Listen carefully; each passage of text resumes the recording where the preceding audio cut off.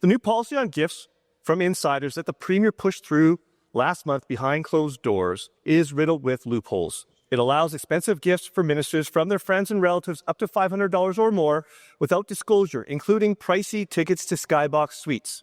Why would the Premier push this unacceptable policy that allows more conflicts of interest and more gifts to Cabinet from their friend Sam Raish? The Honourable Minister of Justice. Thank you very much, Mr. Speaker. The honourable member is incorrect, Mr. Speaker. We made amendments that were consistent with the rest of Canada, Mr. Speaker. The fact of the matter is that we've got independent offices, the Ethics Commissioner, for example, that is tasked exclusively with dealing with any gift exchanges that are inappropriate, and that is exactly what that office does, Mr. Speaker. The changes that we made in the gifting processes are consistent not only with the rest of Canada, but far below the federal limitations, Mr. Speaker. If they have a problem, they should look to their federal friends first.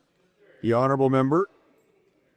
Given that this government has a history of accepting gifts that don't pass the smell test for Albertans, given now is the time to pass new legislation that increases transparency, to crack down on unethical behavior, and to eliminate kickbacks to UCP insiders, will the government support Bill 202, the Ethical Governance Act?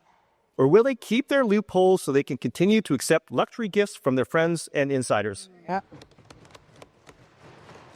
The Honourable Minister of Justice. Mr. Speaker, the purpose of the Ethics Commissioner and the Office of the Ethics Commissioner is to make sure that they have a handle on the Conflict of Interest Act and the conduct of all members in this Assembly.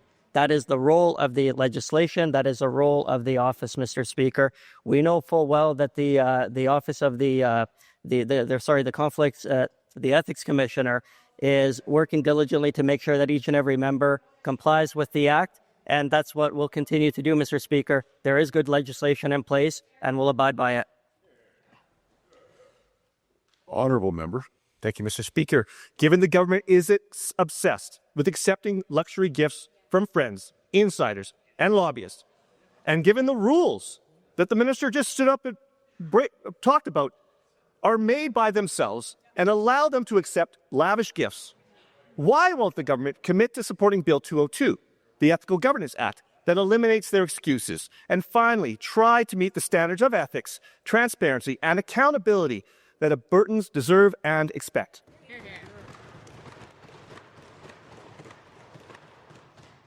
Honourable Minister of Justice. Thank you very much, Mr. Speaker. The honourable member needs to take yes for an answer. There is an existing Conflict of Interest Act that deals with gift provisions and a number of other things that the honourable member's bill seeks to address. They've already been addressed, Mr. Speaker, time and again. We have an independent office and an ethics commissioner that deals with this every single day, Mr. Speaker. Each and every one of the members in this Assembly is required to abide by the provisions of the Conflict of Interest Act. Every single member on this side of the Assembly certainly does. Thank you.